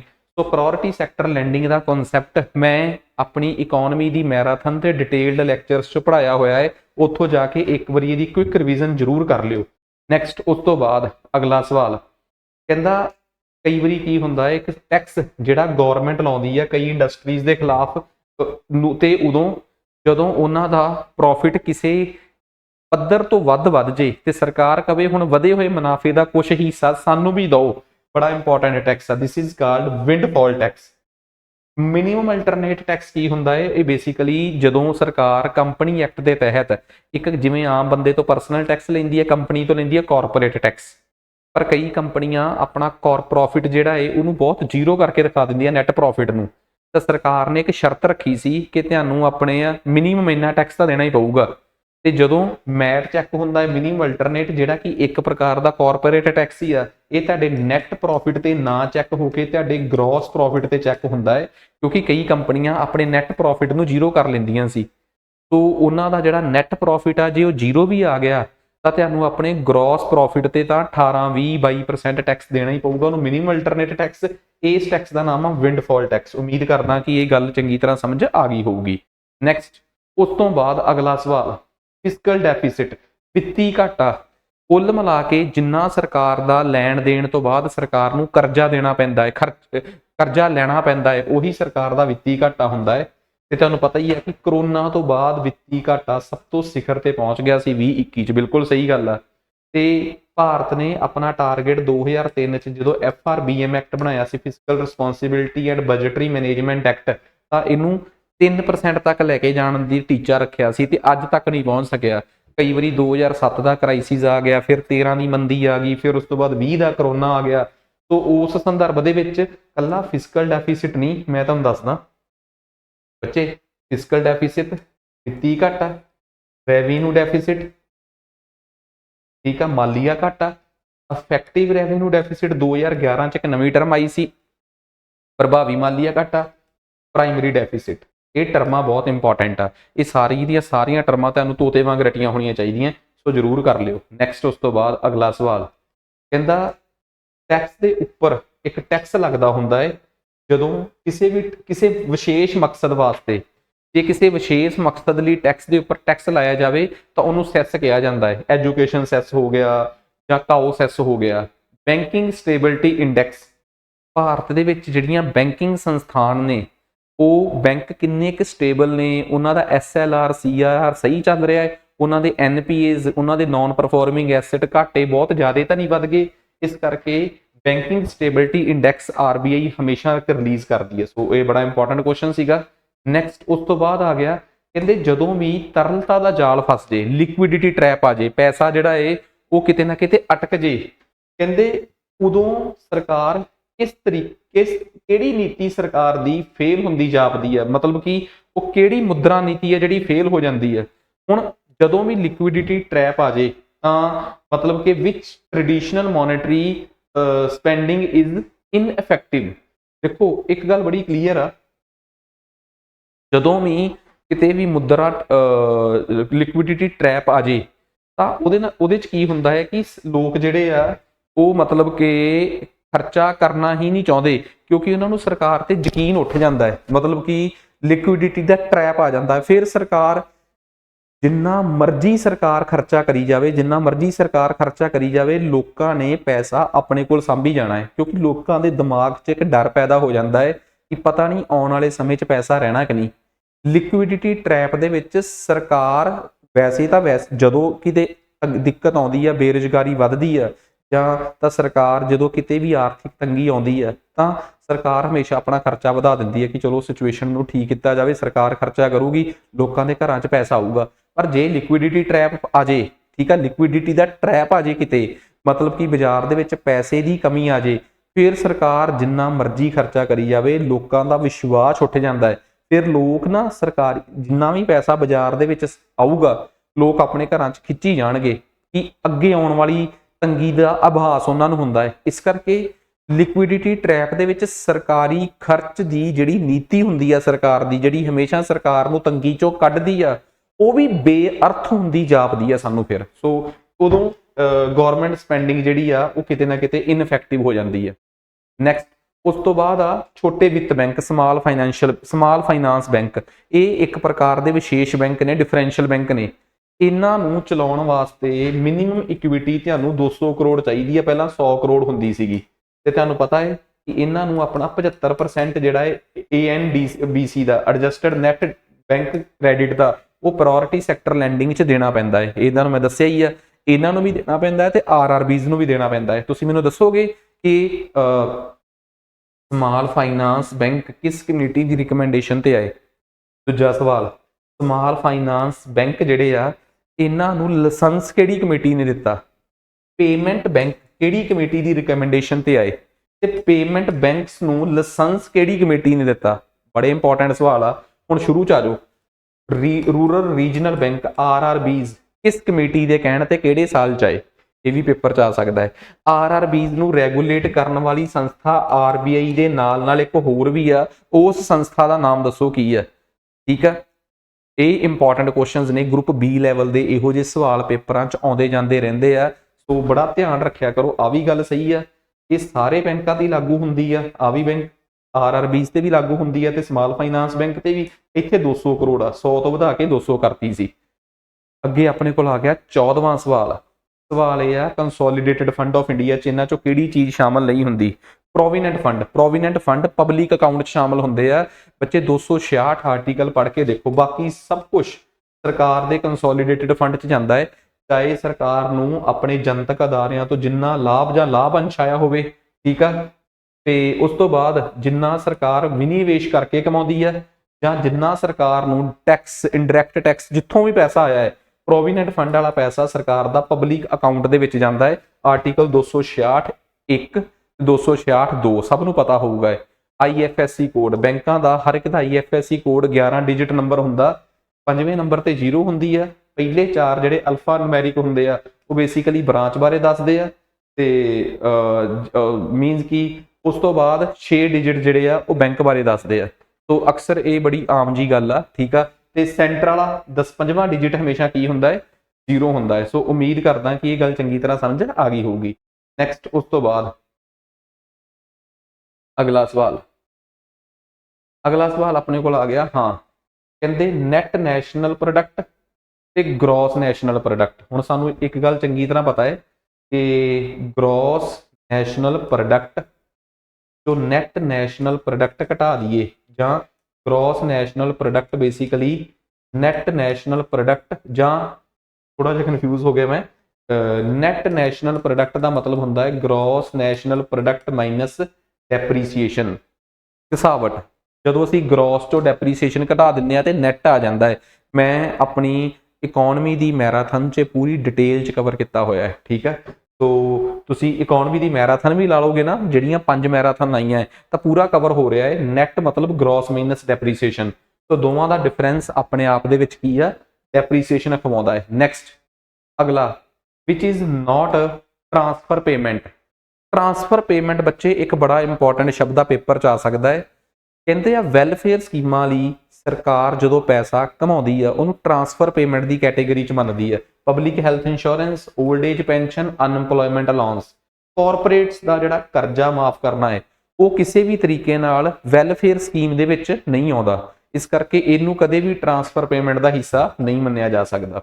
ਨੈਕਸਟ, ਉਸ ਤੋਂ ਬਾਅਦ ਅਗਲਾ ਸਵਾਲ ਆਪਣੇ ਕੋਲ FDI ਤੇ FII ਦੇ ਵਿੱਚ ਆ ਗਿਆ। ਤੁਹਾਨੂੰ ਪਤਾ ਹੈ ਮਾਇਆ ਰਾਮ ਕਮੇਟੀ ਨੇ ਕਿਹਾ ਸੀ ਕਿ ਜੇਕਰ ਕਿਸੇ ਸ਼ੇਅਰ ਮਾਰਕੀਟ 'ਚ ਲਿਸਟਡ ਕੰਪਨੀ ਦੇ ਵਿੱਚ 10% ਤੋਂ ਵੱਧ ਪੈਸਾ ਇਨਵੈਸਟ ਕਰੋਗੇ ਤਾਂ FDI, ਘੱਟ ਕਰੋਗੇ ਤਾਂ FII। FII ਜ਼ਿਆਦਾ ਲਿਕੁਇਡ ਹੁੰਦੀ ਹੈ ਕਿਉਂਕਿ ਉਹ 'ਚ ਪੈਸਾ ਬੜੀ ਜਲਦੀ ਕਢਵਾਇਆ ਜਾ ਸਕਦਾ ਹੈ, ਠੀਕ ਆ। FII ਇਨਵੈਸਟਰਸ ਜਿਹੜੇ ਆ ਉਹ ਐਕਟਿਵ ਇਨਵੈਸਟਰਸ ਨਹੀਂ ਹੁੰਦੇ। FDI ਵਾਲੇ, FII ਤੇ FPI is one and the same thing. Institutional investor ਕਹਿ ਲਓ ਚਾਹੇ ਪੋਰਟਫੋਲੀਓ ਇਨਵੈਸਟਰ, ਡਾਇਰੈਕਟ ਇਨਵੈਸਟਰਸ ਜਿਹੜੇ ਆ ਉਹ ਜ਼ਿਆਦਾ ਐਕਟਿਵ ਹੁੰਦੇ ਆ। ਸੋ ਇਹ ਗਲਤ ਕਿਉਂ? ਉਹਨਾਂ ਦਾ ਇਨਵੈਸਟਮੈਂਟ ਜ਼ਿਆਦਾ ਲੱਗੀ ਹੁੰਦੀ, ਉਹਨਾਂ ਦਾ ਧਿਆਨ ਜ਼ਿਆਦਾ ਹੁੰਦਾ ਹੈ। FDI ਜਿਹੜੀ ਆ ਉਹ ਜ਼ਿਆਦਾ ਲਿਕੁਇਡ ਨਹੀਂ ਹੁੰਦੀ। FII ਦੇ ਵਿੱਚ ਪੈਸਾ ਜਲਦੀ ਆ ਕੇ ਜਲਦੀ ਨਿਕਲ ਸਕਦਾ ਹੈ, ਇਸ ਕਰਕੇ ਲਿਕੁਇਡਿਟੀ ਜ਼ਿਆਦਾ FII ਦੀ ਹੁੰਦੀ ਕਿਉਂਕਿ ਥੋੜੀ ਇਨਵੈਸਟਮੈਂਟ ਹੁੰਦੀ ਹੈ ਨਾ। FDI 10% ਤੋਂ ਵੱਧ ਹੋਵੇ ਤਾਂ FDI ਕਹਾਉਂਦੀ ਆ, ਇਹ 10% ਤੋਂ ਘੱਟ ਹੋਵੇ ਤਾਂ FII ਜਾਂ FPI ਕਹਾਉਂਦੀ ਆ, ਮਾਇਆ ਰਾਮ ਕਮੇਟੀ ਦੇ ਕਹਿਣ ਤੇ। ਸੋ ਉਮੀਦ ਕਰਦਾ ਕਿ ਉਹਨਾਂ ਨੇ ਪੁੱਛਿਆ ਸਹੀ ਕਿਹੜੀ ਹੈ ਤਾਂ ਮੈਂ ਦੱਸਦਾ ਕਿ ਸਹੀ ਕਿਹੜੀ ਹੈ। ਨੈਕਸਟ, ਉਸ ਤੋਂ ਬਾਅਦ ਕਹਿੰਦੇ ਕੈਪੀਟਲ ਅਕਾਊਂਟ ਕਨਵਰਟੇਬਿਲਿਟੀ, ਪੂਰਨ ਪੂੰਜੀ ਖਾਤੇ ਵੱਲ ਤਬਦੀਲੀ। ਸੋ ਅਸੀਂ ਅਕਸਰ ਕਹਿੰਦੇ ਆ ਕਿ ਸਾਡੇ ਦੇਸ਼ 'ਚ ਜੇ ਕੋਈ ਬੰਦਾ ਇਨਵੈਸਟ ਕਰਦਾ ਹੈ, ਠੀਕ ਆ, ਉਹ ਇੱਕੋ ਦਮ ਜੇ ਉਹਨੂੰ ਲੋੜ ਪੈ ਜੇ ਕਿੰਨਾ ਪੈਸਾ ਵਾਪਸ ਕਢਵਾ ਸਕਦਾ ਹੈ, ਇਹਨੂੰ ਕਹਿੰਦੇ ਕੈਪੀਟਲ ਅਕਾਊਂਟ ਕਨਵਰਟੇਬਿਲਿਟੀ। ਇਨਵੈਸਟਰਸ ਵਾਪਸ ਕਢਵਾ ਸਕਦਾ ਪੈਸਾ। ਜੇ ਕੈਪੀਟਲ ਅਕਾਊਂਟ ਕਨਵਰਟੇਬਿਲਿਟੀ 100% ਹੋਵੇ ਉਹਦਾ ਫਾਇਦਾ ਕੀ ਆ? ਅਗਲਾ ਬੰਦਾ ਖੁੱਲ ਕੇ ਸਾਡੇ ਦੇਸ਼ 'ਚ ਵਪਾਰ ਕਰਦਾ ਕਿ ਜੇ ਮੈਨੂੰ ਲੋੜ ਪਈ ਇੱਕੋ ਦਮ ਕਢਵਾ ਲੂੰਗਾ। ਪਰ ਨੁਕਸਾਨ ਕਿਉਂ ਆ? ਕੀ ਪਤਾ ਮਾੜੀ ਉਧਰੋਂ ਸਾਡੇ ਦੇਸ਼ ਤੇ ਆਫਤ ਆ ਜੇ, ਉਧਰੋਂ ਸਾਰਾ ਪੈਸਾ ਕਢਾ ਕੇ ਲੈ ਜੇ, ਸਾਨੂੰ ਲੋੜ ਹੋਵੇ ਉਹ ਕਢਾਵੇ ਕੇ ਲੈ ਜੇ। ਇਸ ਕਰਕੇ ਗਰੀਬ ਦੇਸ਼ ਆਪਣੀ ਕੈਪੀਟਲ ਅਕਾਊਂਟ ਕਨਵਰਟੇਬਿਲਿਟੀ ਨੂੰ 100% ਵੱਲ ਨਹੀਂ ਲੈ ਕੇ ਜਾਂਦੇ। ਭਾਰਤ ਦੀ ਕਿਹੜੀ ਕਮੇਟੀ ਨੇ ਕਿਹਾ ਹੈ ਕਿ ਤੁਹਾਨੂੰ ਆਪਣੀ ਕੈਪੀਟਲ ਅਕਾਊਂਟ ਕਨਵਰਟੇਬਿਲਿਟੀ, ਜਿਹਨੂੰ ਕਿ ਅਜੇ ਤੱਕ ਅਸੀਂ 100% ਨਹੀਂ ਕੀਤਾ, ਕਿ ਸਾਨੂੰ 100% ਵੱਲ ਲੈ ਕੇ ਜਾਣੀ ਚਾਹੀਦੀ ਆ? ਉਹ ਕਿਹੜੀ ਕਮੇਟੀ ਆ? ਤਾਰਾਪੁਰ ਕਮੇਟੀ। ਸੋ ਕੈਪੀਟਲ ਅਕਾਊਂਟ ਕਨਵਰਟੇਬਿਲਿਟੀ ਵਾਲਾ ਮੈਂ ਮੈਰਾਥਨ ਦੇ ਵਿੱਚ ਹੀ ਸਮਝਾਇਆ ਹੈ ਜਦੋਂ ਮੈਂ ਬੈਲੈਂਸ ਆਫ ਪੇਮੈਂਟ, ਭੁਗਤਾਨ ਦਾ ਸੰਤੁਲਨ ਵਾਲਾ ਟੌਪਿਕ ਸਮਝਾਇਆ ਸੀਗਾ। ਕਹਿੰਦੇ ਕਿਸ ਪ੍ਰਕਾਰ ਦੀ ਬੇਰੁਜ਼ਗਾਰੀ ਦੇ ਵਿੱਚ ਜਿਹੜੇ ਲੋਕ ਨੇ ਉਹ ਜ਼ਰੂਰਤ ਤੋਂ ਵੱਧ ਕੰਮ ਕਰਦੇ ਆ। ਦੋ ਭਰਾਵਾਂ ਦਾ ਕੰਮ ਸੀਗਾ, ਇੱਕ ਭਰਾ ਦਾ ਹੀ ਕੰਮ ਆ 4 ਕਿੱਲੇ ਸਾਂਭਣਾ, ਪਰ 3 ਭਰਾ ਬਾਕੀ ਦੋਵੇਂ ਉੱਥੇ ਹੀ, ਕੋਈ ਨੱਕਾ ਮੋੜ ਆਉਂਦਾ, ਕੋਈ ਨੱਕਾ ਵੱਢ ਆਉਂਦਾ, ਕੋਈ ਕਣਕ ਵਢਾ ਆਉਂਦਾ, ਕੋਈ ਚਾਹ ਦੇ ਆਉਂਦਾ। ਇਹਨੂੰ ਕਹਿੰਦੇ ਲੁਕਵੀਂ ਬੇਰੁਜ਼ਗਾਰੀ, ਡਿਸਗਸਟ ਅਨਇੰਪਲੋਇਮੈਂਟ। ਸੋ ਇਸ ਪ੍ਰਕਾਰ ਦੀ ਬੇਰੁਜ਼ਗਾਰੀ 'ਚ ਲੋੜ ਤੋਂ ਵੱਧ ਲੋਕ ਕੰਮ ਕਰਦੇ ਆ। ਕਹਿੰਦੇ RBI ਦਾ ਡਿਸੀਜਨ, ਜੇ ਉਹ CRR ਕੈਸ਼ ਰਿਜ਼ਰਵ ਰੇਸ਼ੋ ਨੂੰ ਵਧਾ ਰਹੀ ਹੈ, ਤੁਹਾਨੂੰ ਪਤਾ ਹੈ ਕਿ 100 ਰੁਪਏ ਦੇ ਵਿੱਚੋਂ ਜੇ RBI ਨੇ ਪਹਿਲਾਂ 10 ਰੁਪਏ ਦੀ ਬਜਾਏ ਹੁਣ ਕਹਿਤਾ ਕਿ 20 ਰੁਪਏ ਕੈਸ਼ ਰਿਜ਼ਰਵ ਰੱਖੋ। ਪਹਿਲਾਂ ਤੁਹਾਨੂੰ ਇੰਟਰਸਟ ਤੇ ਦੇਣ ਵਾਸਤੇ 90 ਰੁਪਏ ਬਚਦੇ ਸੀ, ਹੁਣ ਇੰਟਰਸਟ ਤੇ ਦੇਣ ਵਾਸਤੇ 100 ਰੁਪਏ 80 ਰੁਪਏ ਬਚਣਗੇ ਵਿਆਜ ਤੇ ਦੇਣ ਵਾਸਤੇ। ਤੇ ਜੇ ਤੁਸੀਂ ਕੋਈ ਪ੍ਰੋਫਿਟ ਕਮਾਉਣਾ ਚਾਹੁੰਦੇ ਹੋ ਤਾਂ ਨੈਚੁਰਲ ਜੀ ਗੱਲ ਆ, ਪਹਿਲਾਂ ਨਾਲੋਂ ਵਿਆਜ ਦਰ ਵਧਾਉਣੀ ਪਊਗੀ, ਕਿਉਂਕਿ 80 ਰੁਪਏ ਤੇ ਜ਼ਿਆਦਾ ਵਿਆਜ ਦਰ ਲਾ ਕੇ ਰੇਟ ਆਫ ਇੰਟਰਸਟ ਜ਼ਿਆਦਾ ਲਾਓਗੇ ਤਾਂ ਤੁਹਾਨੂੰ ਉਨੇ ਪੈਸੇ ਬਚਣਗੇ ਜਿੰਨੇ ਪਹਿਲਾਂ 90 ਰੁਪਏ ਤੇ ਘੱਟ ਨਾਲ ਸਰ ਰਿਹਾ ਸੀ। ਤੁਹਾਨੂੰ ਆਪਣੇ ਰੇਟ ਆਫ ਇੰਟਰਸਟ ਵਧਾਉਣੇ ਪੈਣਗੇ। ਜੇ ਤੁਸੀਂ ਚਾਹੇ CRR ਵਧਾ ਦਿਓ ਚਾਹੇ SLR ਵਧਾ ਦਿਓ, ਠੀਕ ਹੈ ਨਾ। ਇਹਦੇ ਨਾਲ ਤੁਸੀਂ ਕੀ ਕਰਦੇ ਹੋ? ਮਹਿੰਗਾਈ ਨੂੰ ਕੰਟਰੋਲ ਕਰਦੇ ਹੋ ਤਾਂ ਕਿ ਵਿਆਜ ਦਰ ਵਧੇ, ਲੋਕ ਬੈਂਕਾਂ ਤੋਂ ਘੱਟ ਲੋਨ ਲੈਣ ਤੇ ਮਾਰਕੀਟ 'ਚ ਘੱਟ ਪੈਸਾ ਜਾਵੇ। ਇਹ ਸਥਿਤੀ ਉਦੋਂ ਹੁੰਦੀ ਹੈ ਜਦੋਂ ਤੁਸੀਂ ਇਨਫਲੇਸ਼ਨ, ਮਹਿੰਗਾਈ, ਮੁਦਰਾ ਸਫੀਤੀ ਨਾਲ ਲੜਨ ਦੀ ਕੋਸ਼ਿਸ਼ ਕਰਦੇ ਹੋ। ਅਗਲਾ ਸਵਾਲ ਕਹਿੰਦੇ ਆ ਇਹ ਕਿਹੜੀ ਉਹ ਆ ਕਰਵ ਆ ਜਿਹੜੀ ਅਨਇੰਪਲੋਇਮੈਂਟ ਤੇ ਇਨਫਲੇਸ਼ਨ ਦੇ ਵਿੱਚ, ਕਿ ਜਿਵੇਂ ਜਿਵੇਂ ਬੇਰੁਜ਼ਗਾਰੀ ਵਧੂਗੀ ਇਨਫਲੇਸ਼ਨ ਘਟੂਗੀ। ਨੈਚੁਰਲ ਜੀ ਗੱਲ ਆ, ਇਹ ਕਰਵ ਫਿਲਿਪ ਕਰਵ ਸੀਗੀ, ਬੜੀ ਇੰਪੋਰਟੈਂਟ ਕਰਵ ਆ ਕਿਉਂਕਿ ਪਰ ਫਿਲਿਪ ਕਰਵ ਵੀ ਫੇਲ ਹੋ ਗਈ ਇੱਕ ਪ੍ਰਕਾਰ ਦੀ ਬੇਰੁਜ਼ਗਾਰੀ ਨੂੰ ਦੱਸਣ ਵਾਸਤੇ। ਸਟੈਗਫਲੇਸ਼ਨ, ਮੈਂ ਪੜ੍ਹਾਈ ਸੀ ਇਹ ਗੱਲ ਕਿ ਜਦੋਂ ਬੇਰੁਜ਼ਗਾਰੀ ਵੀ ਅੰਤਾਂ ਦੀ ਹੁੰਦੀ ਆ ਤੇ ਉਧਰੋਂ ਬੇਰੁਜ਼ਗਾਰੀ ਦੇ ਨਾਲ ਨਾਲ ਮਹਿੰਗਾਈ ਵੀ ਅੰਤਾਂ ਤੇ ਹੁੰਦੀ ਆ। ਇਹ ਗੱਲ ਫਿਲਿਪ ਕਰਵ ਐਕਸਪਲੇਨ ਨਹੀਂ ਕਰ ਸਕੀ। ਕਟਜ਼ੈਂਟ ਕਰਵ ਡਿਵੈਲਪਮੈਂਟ ਨਾਲ ਰਿਲੇਟਡ ਹੁੰਦੀ ਆ। ਲੈਫਰਜ਼ ਕਰਵ ਟੈਕਸ ਨਾਲ ਰਿਲੇਟਡ ਹੁੰਦੀ ਆ। ਇਸ ਤੋਂ ਬਾਅਦ ਤੁਸੀਂ ਮੈਨੂੰ ਇੱਕ ਹੋਰ ਦੱਸੋ ਕਿ ਐਂਜਲਸ ਕਰਵ ਕਿਹਦੇ ਨਾਲ ਰਿਲੇਟਡ ਆ? ਇੱਕ ਐਂਜਲਸ ਕਰਵ, ਇੱਕ ਮੇਰੇ ਦਿਮਾਗ 'ਚ ਹੋਰ ਜਿਹੜੀ ਤੁਸੀਂ ਮੈਨੂੰ ਸਰਚ ਕਰਕੇ ਦੱਸਣੀ ਆ, ਗਿੰਨੀਜ਼ ਕੋਐਫੀਸ਼ੀਐਂਟ ਨਾਲ ਰਿਲੇਟਡ ਕਰਵ ਕਿਹੜੀ ਹੈ? ਮੇਰੇ ਦਿਮਾਗ 'ਚੋਂ ਖੁਦ ਸਕਿਪ ਹੋ ਗਿਆ। ਗਿੰਨੀਜ਼ ਕੋਐਫੀਸ਼ੀਐਂਟ ਨਾਲ ਰਿਲੇਟਡ ਕਿਹੜੀ ਕਰਵ ਆ ਤੇ ਉਹ ਕੀ ਦੱਸਦੀ ਆ? ਪੰਜੇ ਦੀਆਂ ਪੰਜੇ curves, Laffer's curve, Kuznets curve, Engel curve, Phillip curve ਤੇ ਪੰਜਵੀਂ ਜਿਹੜੀ ਕਰਵ ਮੇਰੇ ਦਿਮਾਗ 'ਚੋਂ ਹੁਣ ਸੱਚੀ ਸਕਿਪ ਹੋ ਗਈ, ਗਿੰਨੀਜ਼ ਲੋਇਰੈਂਸ ਕਰਵ। ਲੋਇਰੈਂਸ ਕਰਵ ਆ ਗਈ ਯਾਦ ਹੁਣ। ਲੋਇਰੈਂਸ ਕਰਵ ਕਿਹਦੇ ਨਾਲ ਰਿਲੇਟਡ ਆ? 5 ਦੀਆਂ 5 ਕਰਵਸ ਜਿਹੜੀਆਂ ਨੇ ਉਹ ਆਪਣੀ ਕਾਪੀ ਤੇ ਡਰਾ ਕਰ ਲਓ, ਰੱਟਾ ਮਾਰ ਲਓ, ਬਹੁਤ ਇੰਪੋਰਟੈਂਟ ਨੇ, ਠੀਕ ਆ। ਕਿਹੜੀ ਕਰਵ ਦੱਸਦੀ ਆ ਕਿ ਦੁਨੀਆ 'ਚ ਅਮੀਰ ਤੇ ਗਰੀਬਾਂ ਦੀ ਅਸਮਾਨਤਾ ਬਾਰੇ। ਕਿਹੜੀ ਕਰਵ ਦੱਸਦੀ ਹੈ ਜਿਹੜੀ ਬੇਰੁਜ਼ਗਾਰੀ ਤੇ ਮਹਿੰਗਾਈ ਨੂੰ ਆਪਸ 'ਚ ਰਿਲੇਟ ਕਰਦੀ ਹੈ। ਉਹ ਕਿਹੜੀ ਕਰਵ ਆ ਜਿਹੜੀ ਇਹ ਦੱਸਦੀ ਹੈ ਕਿ ਕਿਵੇਂ ਡਿਵੈਲਪਮੈਂਟ ਦੇ ਨਾਲ ਨਾਲ ਕਿਵੇਂ ਮਤਲਬ ਕਿ ਲੋਕਾਂ ਦੀ ਤਰੱਕੀ ਹੁੰਦੀ ਆ। ਠੀਕ ਆ, ਕਿਸੇ ਦੇਸ਼ 'ਚੋਂ ਗਰੀਬ ਲੋਕ ਕਿਵੇਂ ਵੱਧਦੇ ਘਟਦੇ ਆ ਉਹ ਦੱਸਦੀ ਆ। ਤੇ ਜਾਂ ਇਕਨੋਮਿਕ ਡਿਵੈਲਪਮੈਂਟ ਤੇ ਇਨਵਾਇਰਮੈਂਟਲ ਡਿਵੈਲਪਮੈਂਟ ਦੇ ਵਿੱਚ ਰੇਟ ਦੱਸਦੀ ਆ। ਸੋ ਇਸ ਤਰੀਕੇ ਦੀਆਂ ਜਿਹੜੀਆਂ ਵੀ ਕਰਵਸ ਆ, ਤੇ ਕਿਹੜੀ ਕਰਵ ਇਹ ਦੱਸਦੀ ਹੈ ਕਿ ਜਿੰਨਾ ਸਰਕਾਰ ਟੈਕਸ ਦਾ ਰੇਟ ਵਧਾਊਗੀ ਕੀ ਉਨਾ ਹੀ ਟੈਕਸ ਇਕੱਠਾ ਹੁੰਦਾ ਹੈ ਕਿ ਇੱਕ ਲੈਵਲ ਤੋਂ ਬਾਅਦ ਜਾ ਕੇ ਟੈਕਸ ਇਕੱਠਾ ਹੋਣ ਦੀ ਮਾਤਰਾ ਘਟਣ ਲੱਗ ਪੈਂਦੀ ਹੈ। ਇਹ ਸਾਰੀਆਂ ਕਰਵਸ ਇੱਥੇ ਮੈਂ ਦੱਸਦੀਆਂ ਤੇ ਤੁਸੀਂ ਪਲੀਜ਼ ਮੈਰਾਥਨਸ 'ਚ ਜਾ ਕੇ, ਅਦਰਵਾਈਜ਼ ਤੁਸੀਂ ਆਪ ਵੀ ਸਰਚ ਕਰ ਲੋਗੇ, ਤੁਹਾਨੂੰ ਹੁਣ ਆਪ ਸਮਝ ਆਊਗਾ ਕਿਉਂਕਿ ਥੋੜਾ ਥੋੜਾ ਐਕਸਪਲੋਰ ਕਰੋਗੇ ਤਾਂ ਮੈਂ ਵੀ 50 ਸਵਾਲਾਂ ਦੀ ਡਿਸਕਸ਼ਨ ਕਰਨੀ ਆ, ਪਰ ਮੈਂ ਹਿੰਟ ਦਿੰਦਾ ਜ਼ਰੂਰ ਜਾ ਰਿਹਾ ਤੁਹਾਨੂੰ। ਇੱਕ ਸ਼ਬਦ ਆ ਗਿਆ ਡੀਫਲੇਸ਼ਨ। ਕਹਿੰਦਾ ਡੀਫਲੇਸ਼ਨ ਦਾ ਮਤਲਬ ਹੁੰਦਾ ਹੈ ਮਹਿੰਗਾਈ ਦਾ ਘਟਣਾ। ਨਹੀਂ, ਡੀਫਲੇਸ਼ਨ ਦਾ ਮਤਲਬ ਮਹਿੰਗਾਈ ਦਾ ਘਟਣਾ ਨਹੀਂ, ਰੇਟਾਂ ਦਾ ਘਟਣਾ ਹੁੰਦਾ ਹੈ। 15 ਰੁਪਏ ਦੀ ਚੀਜ਼ ਜੇ ਅਗਲੇ ਮਹੀਨੇ 20 ਦੀ ਹੋ ਜੇ ਤੇ ਅਗਲੇ ਮਹੀਨੇ 22 ਰੁਪਏ ਦੀ ਹੋ ਜੇ, ਕਹਿੰਦਾ ਜੀ ਰੇਟ ਤਾਂ ਵਧਿਆ ਪਰ ਉਹਨਾਂ ਨਹੀਂ ਵਧਿਆ, ਦਿਸ ਇਜ਼ ਕਾਲਡ ਡਿਸਇਨਫਲੇਸ਼ਨ। ਪਰ ਅਗਲੇ ਮਹੀਨੇ ਉਹ 18 ਦੀ ਹੋ ਜੇ, ਤੁਸੀਂ ਕਹੋਗੇ ਯਾਰ ਰੇਟ ਵਧਣ ਤੇ ਛੱਡੋ ਘਟ ਹੀ ਗਿਆ ਹੈ, ਦਿਸ ਇਜ਼ ਡੀਫਲੇਸ਼ਨ। ਡਿਸਇਨਫਲੇਸ਼ਨ ਦਾ ਮਤਲਬ ਹੁੰਦਾ ਹੈ ਇਨਫਲੇਸ਼ਨ ਦਾ ਲੈਵਲ ਘਟ ਜਾਣਾ। ਡੀਫਲੇਸ਼ਨ ਦਾ ਮਤਲਬ ਹੁੰਦਾ ਹੈ ਚੀਜ਼ਾਂ ਦੇ ਰੇਟ ਹੀ ਘਟ ਜਾਣੇ। ਟੈਕਨੀਕਲੀ ਦੋਵੇਂ ਡੈਫੀਨੇਸ਼ਨਸ ਇੱਕ ਦੂਜੇ 'ਚ ਉਲਟ ਕਰ ਰੱਖੀਆਂ ਹੈ, ਠੀਕ ਆ ਨਾ। ਸੋ ਡੀਫਲੇਸ਼ਨ ਤੇ ਡਿਸਇਨਫਲੇਸ਼ਨ ਬਹੁਤ ਕਨਫਿਊਜ਼ਿੰਗ ਟਰਮਸ ਨੇ। ਡੀਫਲੇਸ਼ਨ, ਡਿਸਇਨਫਲੇਸ਼ਨ, ਹਾਈਪਰ ਇਨਫਲੇਸ਼ਨ, ਗੈਲੋਪਿੰਗ ਇਨਫਲੇਸ਼ਨ, ਸਟੈਗਫਲੇਸ਼ਨ ਸਭ ਤੋਂ ਇੰਟਰਸਟਿੰਗ ਚੀਜ਼ ਜੋ ਪੇਪਰਾਂ 'ਚ ਆਉਂਦੀ ਹੈ। ਸੋ ਮੈਂ ਉਹਦੀ ਵੀ ਡੈਫੀਨੇਸ਼ਨ ਪਿੱਛੇ ਦੱਸ ਚੁੱਕਿਆ। ਜੀਡੀਪੀ ਡੈਫਲੇਟਰ ਜਿਹੜਾ ਇਹ ਦੱਸਦਾ ਹੈ ਕਿਸੇ ਦੇਸ਼ ਦੀ ਮਹਿੰਗਾਈ ਕਿੰਨੀ ਗਾ, ਨੋਮੀਨਲ ਜੀਡੀਪੀ ਐਕਚੁਅਲ ਜੀਡੀਪੀ ਤੋਂ ਕਿੰਨੀ ਵੱਧ ਆ। ਤੇ ਤੁਹਾਨੂੰ ਪਤਾ ਸਾਡੇ ਦੇਸ਼ 'ਚ ਮੌਸਪੀ ਵਾਲੇ ministry of statistics and programming implementation, ਇਹਦੇ ਅੰਦਰ ਇੱਕ ਡਿਪਾਰਟਮੈਂਟ ਆ ਐਨਐਸਓ, ਨੈਸ਼ਨਲ ਸਟੈਟਿਸਟਿਕਲ ਆਫਿਸ। ਉਹਨਾਂ ਦੇ ਅੰਡਰ ਦੋ ਡਿਪਾਰਟਮੈਂਟ ਨੇ, ਸੀਐਸਓ, ਇੱਕ ਦਾ ਨਾਮ ਆ ਐਨਐਸਐਸਐਸਓ। ਆਹ ਦੋਵੇਂ ਮਿਲ ਕੇ ਐਨਐਸਓ ਦੇ ਅੰਡਰ ਤੇ ਇਹਦੇ ਅੰਡਰ ਦੂਜਾ ਡਿਪਾਰਟਮੈਂਟ ਆ ਡਿਪਾਰਟਮੈਂਟ ਆਫ ਪ੍ਰੋਗਰਾਮਿੰਗ ਇੰਪਲੀਮੈਂਟੇਸ਼ਨ। ਆਹ ਡਿਪਾਰਟਮੈਂਟ ਤੇ ਆਹ ਮਿਨਿਸਟਰੀ ਜੀਡੀਪੀ ਡਿਫਲੇਟਰ ਚੈੱਕ ਕਰਦੀ ਹੈ। ਨੈਕਸਟ ਉਸ ਤੋਂ ਬਾਅਦ ਅਗਲਾ ਆ ਗਿਆ ਆਪਣੇ ਕੋਲ, ਕਹਿੰਦਾ ਡੀ ਮਿਨੀਮਮ ਕੀ ਚੀਜ਼ ਹੈ। ਡੀ ਮਿਨੀਮਮ ਬੜਾ ਇੰਪੋਰਟੈਂਟ ਹੈ, WTO ਨਾਲ ਸੰਬੰਧਿਤ ਗੱਲ ਆ। ਕਹਿੰਦੇ WTO ਦੇ ਵਿੱਚ ਇੱਕ ਖੇਤੀਬਾੜੀ ਸਮਝੌਤਾ ਹੈ, ਐਗਰੀਮੈਂਟ ਔਨ ਐਗਰੀਕਲਚਰ। ਉਹਦੇ ਅੰਦਰ ਗਰੀਬ ਅਮੀਰ ਦੇ 3 ਬਾਕਸ ਬਣੇ ਹੋਏ ਆ, ਇੱਕ ਗ੍ਰੀਨ ਬਾਕਸ, ਇੱਕ ਬਲੂ ਬਾਕਸ, ਇੱਕ ਐਂਬਰ ਬਾਕਸ। ਕਹਿੰਦੇ ਆ ਗ੍ਰੀਨ ਬਾਕਸ ਤੇ ਬਲੂ ਬਾਕਸ 'ਚ ਰਿਸਰਚ ਨਾਲ ਰਿਲੇਟਡ ਸਬਸਿਡੀਜ਼ ਨੇ ਜਾਂ ਉਹ ਸਬਸਿਡੀਜ਼ ਨੇ ਜਿਹੜੀਆਂ ਦੁਨੀਆ 'ਚ ਵਪਾਰ ਨੂੰ ਡਿਸਟੋਰਟ ਨਹੀਂ ਕਰਦੀਆਂ, ਜਿਵੇਂ ਕਿ ਸਹਾਇਕ ਧੰਦਿਆਂ ਨਾਲ ਰਿਲੇਟਡ ਸਬਸਿਡੀਜ਼, ਉਹਨਾਂ ਤੇ ਕੋਈ ਰੋਕ ਟੋਕ ਨਹੀਂ। ਐਂਬਰ ਬਾਕਸ ਇੱਕ ਤੀਸਰੇ ਪ੍ਰਕਾਰ ਦੀ ਸਬਸਿਡੀ ਆ ਜਿਹੜੀ ਜਾਂ ਤਾਂ ਤੁਸੀਂ ਫੂਡ ਸਿਕਿਉਰਿਟੀ ਲਈ ਦਿੰਦੇ ਹੋ ਜੋ ਭਾਰਤ ਦਿੰਦਾ ਹੈ, ਤੇ ਜਾਂ ਤੁਸੀਂ ਕਿਸਾਨਾਂ ਨੂੰ ਦਿੰਦੇ ਹੋ MSP ਦੇ ਰੂਪ ਦੇ ਵਿੱਚ। ਇਸ ਪ੍ਰਕਾਰ ਦੀ ਸਬਸਿਡੀ ਨੂੰ ਇਹ ਮੰਨਿਆ ਜਾਂਦਾ ਹੈ ਕਿ ਵਪਾਰ ਦੇ ਅੱਗੇ ਰੋਕ ਟੋਕ ਵਪਾਰ ਨੂੰ ਖਰਾਬ ਕਰਦੀ ਹੈ। ਇਸੇ ਕਰਕੇ ਤੇ ਇੰਡੀਆ ਰੋਂਦਾ ਹੈ, ਕਿਸਾਨ ਰੋਂਦਾ ਹੈ ਕਿ WTO ਨੇ ਤੁਹਾਡੇ ਵਾਲੀ ਸਬਸਿਡੀ ਤੇ ਪਾਬੰਦੀਆਂ ਲਾਈਆਂ। ਇਹ ਸਬਸਿਡੀ ਗਰੀਬ ਦੇਸ਼ 10% ਦੇ ਸਕਦੇ ਆ, ਸਾਡੇ ਵਰਗੇ ਅੰਤ ਦੇ ਗਰੀਬ ਦੇਸ਼ ਜਿੰਨੀ ਮਰਜ਼ੀ ਦੇ ਸਕਦੇ ਆ, ਅਮੀਰ ਦੇਸ਼ 5% ਦੇ ਸਕਦੇ ਆ। ਇਸ ਲਿਮਿਟ ਨੂੰ ਕਹਿੰਦੇ ਆ ਡੀ ਮਿਨੀਮਸ। ਐਗਰੀਮੈਂਟ ਔਨ ਐਗਰੀਕਲਚਰ ਦੇ ਤਹਿਤ ਇਹ ਲਿਮਿਟ ਆ, ਭਾਰਤ ਗਰੀਬ ਦੇਸ਼ਾਂ 'ਚ ਆਉਂਦਾ ਹੈ, ਪਰ ਭਾਰਤ 10% ਨੂੰ ਵੀ ਕਹਿ ਰਿਹਾ ਹੈ ਕਿ ਇਹਨੂੰ ਵਧਾਇਆ ਜਾਵੇ, ਕਿਉਂਕਿ ਜਿਸ ਸਾਲ ਨੂੰ ਆਧਾਰ ਮੰਨ ਕੇ ਤੁਸੀਂ ਸਾਨੂੰ ਇਹ ਸਬਸਿਡੀ 10% ਦੇਣ ਦੀ ਗੱਲ ਕਰਦੇ ਹੋ, 1986 ਦਾ ਬੇਸ ਈਅਰ ਆ, ਉਹਦੇ ਹਿਸਾਬ ਨਾਲ ਉਸ ਸਾਲ ਦੀ ਗਰੋਥ ਦੇ ਹਿਸਾਬ ਨਾਲ 10% ਦੇਣਾ ਤਾਂ ਕੁਝ ਵੀ ਨਹੀਂ, ਕਿਉਂਕਿ ਉਸ ਸਾਲ ਤਾਂ ਸਾਡੀ ਇੰਨੀ ਪੈਦਾਵਾਰ ਹੀ ਨਹੀਂ ਸੀ ਹੋਈ। ਸੋ ਇਸ what is the minimum, it is the minimum amount of subsidy ਇੱਕ ਕੋਈ ਵੀ ਦੇਸ਼ ਐਗਰੀਮੈਂਟ ਔਨ ਐਗਰੀਕਲਚਰ ਦੇ ਤਹਿਤ ਦੇ ਸਕਦਾ ਹੈ।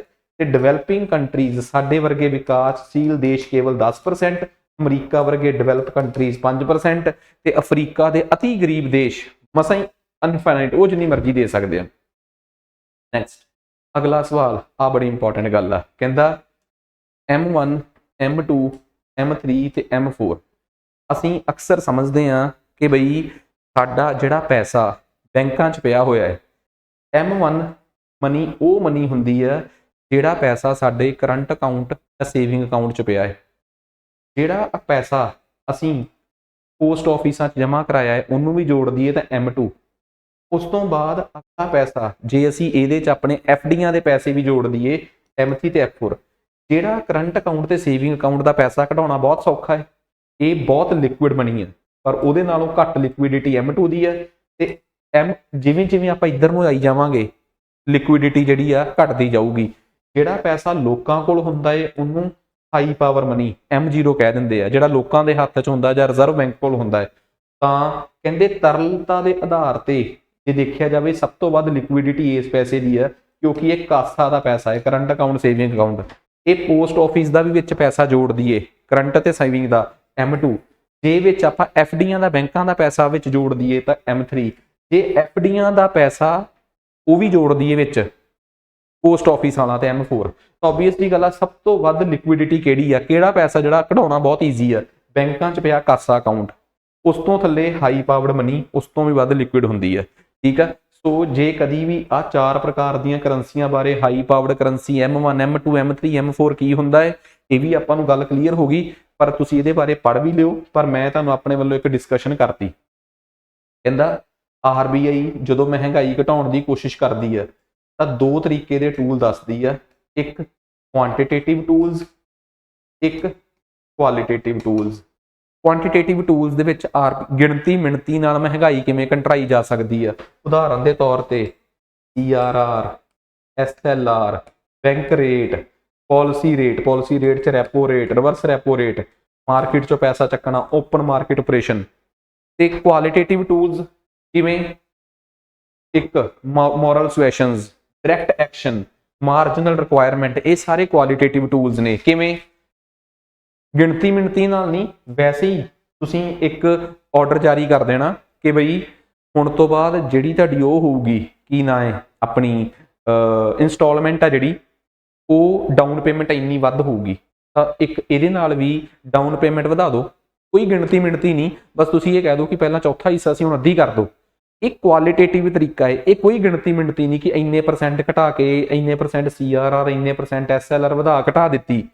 ਜਾਂ ਤੁਸੀਂ ਡਾਇਰੈਕਟ ਐਕਸ਼ਨ, ਬੈਂਕਾਂ ਨੂੰ ਕਹਿ ਦਿਓ KYC ਸਖਤ ਕਰ ਦਿਓ, ਉਹਦੇ ਨਾਲ ਕੀ ਆ, ਜਾਂ ਲੋਨ ਲੈਣ ਦੀਆਂ ਕੰਡੀਸ਼ਨਸ ਔਖੀਆਂ ਕਰ ਦਿਓ, ਉਹ ਡਾਇਰੈਕਟ ਐਕਸ਼ਨ ਹੋ ਗਿਆ। ਮੋਰਲ ਸੁਐਸ਼ਨਸ, ਤਾਂ ਬੈਂਕਾਂ ਦੇ ਖਿਲਾਫ ਕਾਰਵਾਈ ਕਰਨੀ ਸ਼ੁਰੂ ਕਰ ਦਿਓ, ਜਿਨ੍ਹਾਂ ਦੇ ਡਾਕੂਮੈਂਟ ਨਹੀਂ ਪੂਰੇ ਉਹਨਾਂ ਤੇ ਪ੍ਰੋਮਪਟਿਵ ਕਰੈਕਟਿਵ ਐਕਸ਼ਨ ਲੈਣੀ ਸ਼ੁਰੂ ਕਰ ਦਿਓ।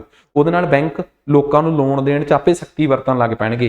ਕਹਿੰਦੇ ਇਹ ਉਹ ਹਥਿਆਰ ਆ ਜਿਹਦੇ ਨਾਲ ਮਹਿੰਗਾਈ ਰੋਕੀ ਜਾ ਸਕਦੀ ਹੈ, ਪਰ ਗਿਣਤੀ ਮਿਣਤੀ 'ਚ ਨਹੀਂ ਆਉਂਦੀ ਕਿ ਕਿੰਨੀ ਕੁ ਰੋਕੀ ਜਾ ਸਕਦੀ ਹੈ, ਬਸ ਇਹ ਮੌਖਿਕ ਆਰਡਰ ਜ਼ਿਆਦੇ ਹੁੰਦੇ ਆ।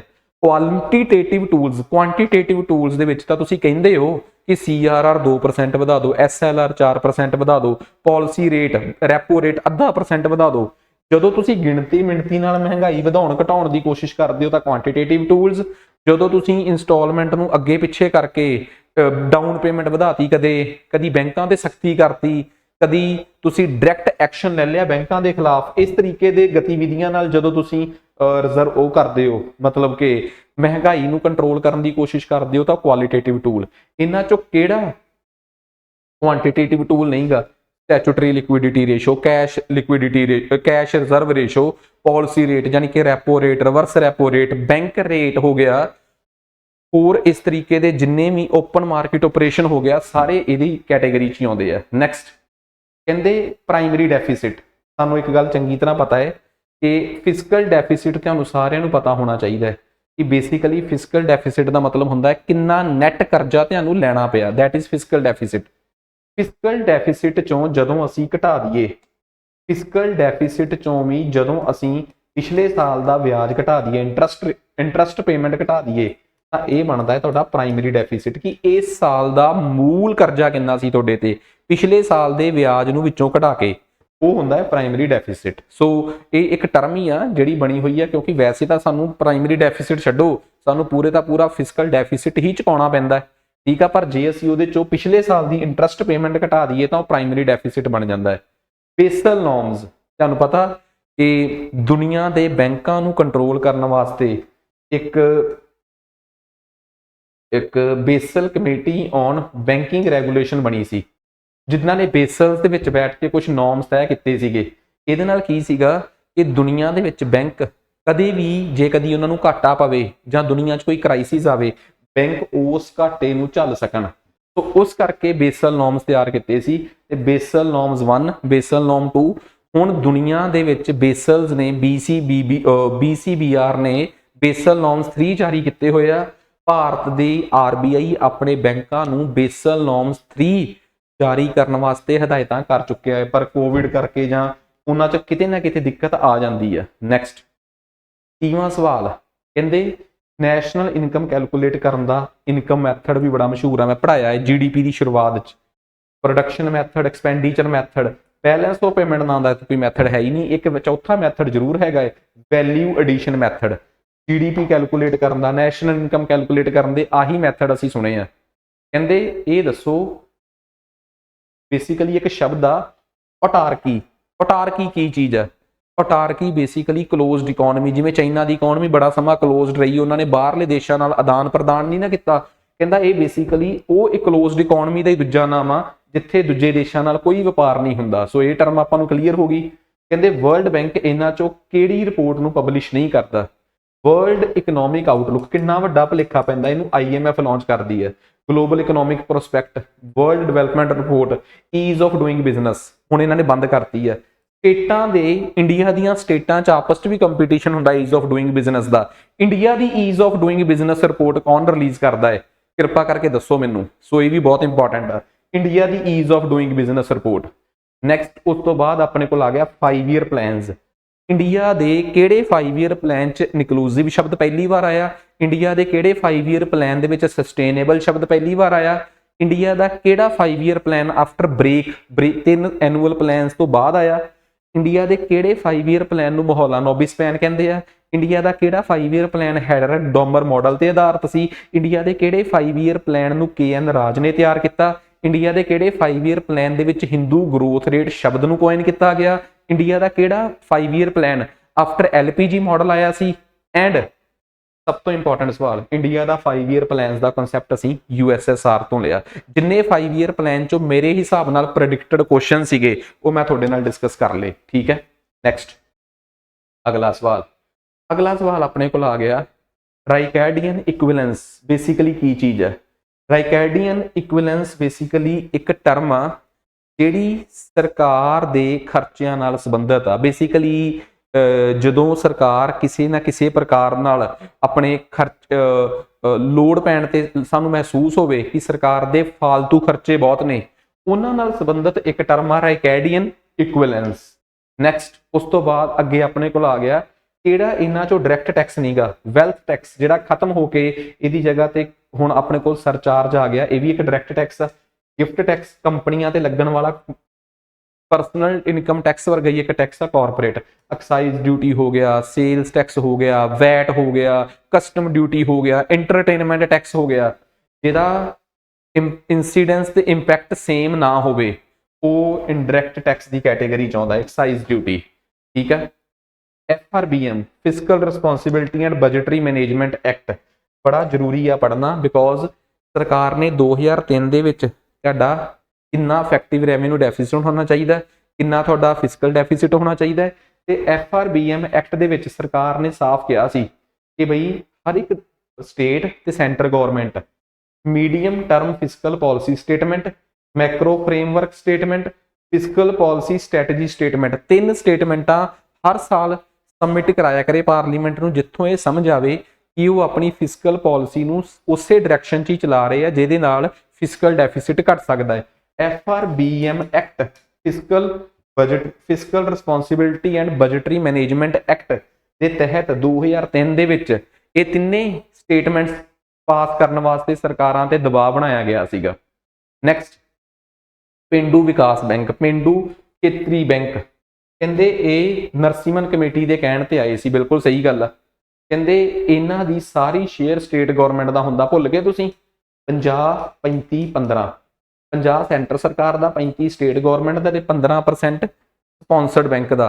ਪੰਜਾਬ ਦੀ 1 ਜਨਵਰੀ 2018 ਨੂੰ ਪੰਜਾਬ ਦੇ ਤਿੰਨੇ RRBs ਮਰਜ ਕਰਕੇ ਇੱਕ ਹੋ ਗਏ ਸੀ ਤੇ ਹੁਣ ਉਹਨਾਂ ਦਾ ਸਪਾਂਸਰਡ ਬੈਂਕ PNB ਆ ਜਿਹੜਾ ਕਿ 15% ਦਾ ਹਿੱਸੇਦਾਰ ਆ। ਨੈਕਸਟ ਉਸ ਤੋਂ ਬਾਅਦ ਅਗਲਾ ਸਵਾਲ ਬੈਲੈਂਸ ਆਫ ਪੇਮੈਂਟ। ਠੀਕ ਹੈ ਨਾ, ਭੁਗਤਾਨ ਦਾ ਸੰਤੁਲਨ ਇਹ ਹੈ ਕੀ ਹੈ? ਕਹਿੰਦੇ ਜੀ ਇਹ ਇਕੱਲੇ ਗੁਡਸ ਤੇ ਸਰਵਿਸਿਜ਼ ਦਾ ਰਿਕਾਰਡ ਆ। ਯਾਰ ਬੈਲੈਂਸ ਆਫ ਪੇਮੈਂਟ ਕਿੱਡੀ ਵੱਡੀ ਟਰਮ ਹੁੰਦੀ ਹੈ। ਇਹਦੇ ਚ current account, capital account. Current account ਦੇ ਵਿੱਚ ਗੁਡਸ, ਸਰਵਿਸਿਜ਼ ਤੇ ਕੈਪੀਟਲ ਅਕਾਊਂਟ ਚ FDI ਸਭ ਕੁਝ ਆਉਂਦਾ ਹੈ। It is the systematic record of all economic transactions. ਬਿਲਕੁਲ ਸਹੀ ਗੱਲ ਆ। ਸਾਡੇ ਦੇਸ਼ ਦੇ ਰੈਜ਼ੀਡੈਂਟ ਤੇ ਬਾਹਰਲੇ ਉਹਨਾਂ ਦੇ ਵਿਚਲਾ ਆਦਾਨ ਪ੍ਰਦਾਨ ਹੀ ਬੈਲੈਂਸ ਆਫ ਪੇਮੈਂਟ ਅਖਵਾਉਂਦਾ ਹੈ। ਤੇ ਜਦੋਂ ਮੈਂ ਕਿਤੇ ਵੀ ਬੈਲੈਂਸ ਆਫ ਪੇਮੈਂਟ ਚੈਪਟਰ ਪੜਾਇਆ ਹੈ ਤਾਂ ਸਭ ਤੋਂ ਪਹਿਲਾਂ ਮੈਂ ਡੈਫੀਨੇਸ਼ਨ ਦੱਸਣ ਦੀ ਕੋਸ਼ਿਸ਼ ਕੀਤੀ ਹੈ। ਲਿਕੁਇਡਿਟੀ, ਤਰਲਤਾ ਬੇਸਿਕਲੀ ਕੀ ਚੀਜ਼ ਹੈ? ਤਰਲਤਾ ਦਾ ਮਤਲਬ ਆ ਕਿ ਤੁਹਾਡੇ ਦੇਸ਼ ਦੇ ਵਿੱਚ ਕਿੰਨੀ ਛੇਤੀ ਕੋਈ ਚੀਜ਼ ਵੇਚੀ ਜਾ ਸਕਦੀ ਹੈ। ਜਿਵੇਂ ਸਪੋਜ਼ ਕੋਈ ਕਵੇ ਯਾਰ ਗਾਹਕ ਹੀ ਹੈ ਨਹੀਂ, ਮੇਰੇ ਇੰਨੇ ਫਲੈਟ ਪਏ ਆ ਪਰ ਗਾਹਕ ਹੈ ਨਹੀਂ, ਇਹਦਾ ਮਤਲਬ ਤੁਹਾਡੇ ਦੇਸ਼ 'ਚ ਲਿਕੁਇਡਿਟੀ ਹੈ ਨਹੀਂ। ਤੁਸੀਂ ਆਪਣੇ ਐਸਿਡਸ ਨੂੰ ਕਿੰਨੀ ਜਲਦੀ ਪੈਸੇ 'ਚ ਕਨਵਰਟ ਕਰਾ ਸਕਦੇ ਹੋ, ਦਿਸ ਇਜ਼ ਕਾਲਡ ਲਿਕੁਇਡਿਟੀ। ਨੈਕਸਟ ਅਗਲਾ ਸਵਾਲ, RBI governor is not member of monetary policy committee. ਗਲਤ। ਆਰਬੀਆਈ ਦਾ ਜਿਹੜਾ ਗਵਰਨਰ ਆ ਉਹਦਾ ਪ੍ਰਧਾਨ ਹੁੰਦਾ ਹੈ। 6 ਮੈਂਬਰ ਹੁੰਦੇ ਆ, 3 ਸਰਕਾਰ ਵੱਲੋਂ, 3 ਆਰਬੀਆਈ ਵੱਲੋਂ, ਇੱਕ ਗਵਰਨਰ, ਇੱਕ ਡਿਪਟੀ ਗਵਰਨਰ ਦੇ ਵਿੱਚੋਂ ਇੱਕ ਐਗਜ਼ੈਕਟਿਵ ਡਾਇਰੈਕਟਰ, 3 ਸਰਕਾਰ ਵੱਲੋਂ ਆਉਂਦੇ ਆ। ਮੈਂ ਸਾਰੇ ਪੜ੍ਹਾਏ ਆ। ਮੋਨਿਟਰੀ ਪਾਲਿਸੀ ਕਮੇਟੀ ਨੇ ਹੁਣ ਆਰਬੀਆਈ ਦੇ ਗਵਰਨਰ ਦੀ ਪਾਵਰ ਨੂੰ ਰਿਪਲੇਸ ਕਰਤਾ ਹੈ ਤੇ ਇਨਫਲੇਸ਼ਨ ਟਾਰਗੇਟਿੰਗ ਹੁਣ ਇਹੀ ਕਰਦੀ ਹੈ। ਬਿਲਕੁਲ ਸਹੀ। 2 ਤੋਂ 6% ਦਾ ਟਾਰਗੇਟ ਆ। ਆਰਬੀਆਈ ਐਕਟ 1934 ਨੂੰ ਅਮੈਂਡ ਕਰਕੇ ਇੱਕ ਨਵਾਂ ਸੈਕਸ਼ਨ 45Z ਵੀ ਐਡ ਕੀਤਾ ਗਿਆ ਸੀਗਾ, ਜਿਹਦੇ ਹਿਸਾਬ ਨਾਲ ਆਰਬੀਆਈ ਗਵਰਨਰ ਤੋਂ ਇਨਫਲੇਸ਼ਨ ਟਾਰਗੇਟਿੰਗ ਦੀਆਂ ਪਾਵਰਾਂ ਖੋ ਕੇ ਮੋਨਿਟਰੀ ਪਾਲਿਸੀ ਕਮੇਟੀ ਦੀ 6 ਮੈਂਬਰੀ ਕਮੇਟੀ ਨੂੰ ਦਿੱਤੀਆਂ। 3 ਮੈਂਬਰ ਆਰਬੀਆਈ ਵੱਲੋਂ, 3 ਸਰਕਾਰ ਵੱਲੋਂ, ਪ੍ਰਧਾਨ ਇੱਧਰੋਂ ਹੋਊਗਾ ਆਰਬੀਆਈ ਵਾਲਾ। ਠੀਕ ਆ ਨਾ, ਦੱਸਿਆ ਵੀ ਸੀ ਮੈਂ। ਨੈਕਸਟ ਉਸ ਤੋਂ ਬਾਅਦ 41ਵਾਂ ਸਵਾਲ ਆਪਣੇ ਕੋਲ ਆ ਗਿਆ, ਇੰਟਰਨੈਸ਼ਨਲ ਮੋਨਿਟਰੀ ਫੰਡ IMF ਕਹਿੰਦਾ ਇਹਦੇ ਸੰਦਰਭ ਦੇ ਵਿੱਚ ਦੱਸੋ।